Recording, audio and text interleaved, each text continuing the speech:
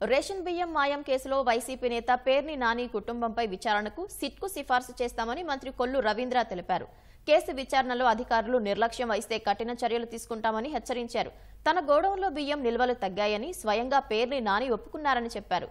తప్పు చేసిన ఎవరిని వదిలే ప్రసక్తే లేదని అంటున్న మంత్రి కొల్లు రవీంద్రతో మా ప్రతినిధి శ్రీనివాస్ ముఖాముఖి.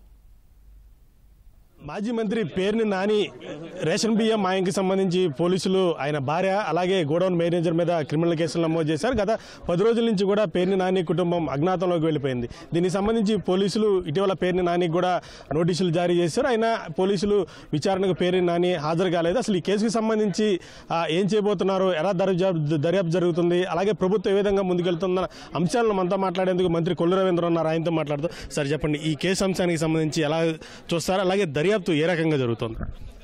ఇది ఎప్పుడైతే అక్కడ బియ్యం తగ్గిందని తెలిసి సమాచారం తెలిసిన తర్వాత విజిలెన్స్ వాళ్ళు రావడం జరిగింది.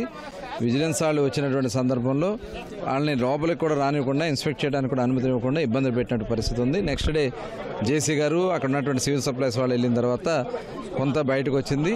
ఆ వచ్చిన దాని ప్రకారం దాని మీద విచారణ జరుగుతూ వస్తూ ఉంది ఫేజ్ వైజ్గా.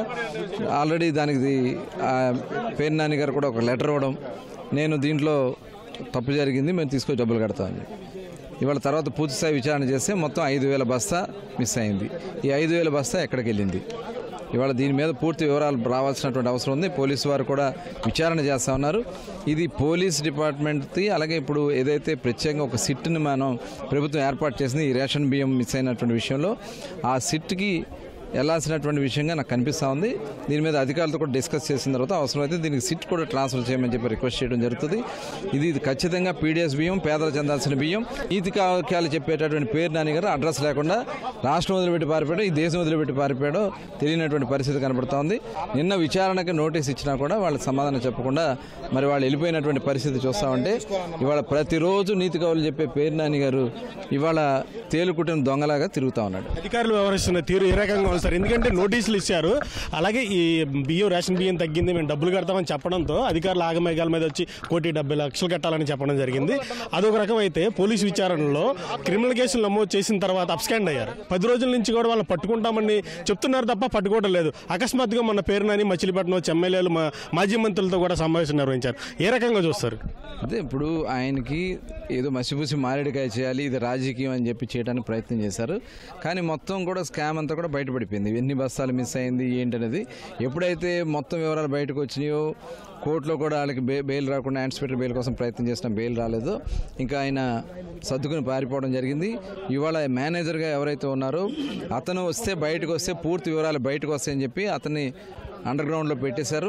అదే కాకుండా స్క్వాష్ పిటిషన్ కూడా వేశారు. అతను స్క్వాష్ పిటిషన్ కూడా హైకోర్టులో వేసి ఈ కేసుని వివరాలు బయటికి రాకుండా మసిపూసి మారేడుకాయ చేయడానికి ప్రయత్నం చేస్తున్నారు. ఎవరిని చేసినా తప్పకుండా తప్పించుకు తిరగలేడు పేరు నాని గారని చెప్పి తెలియజేస్తున్నారు.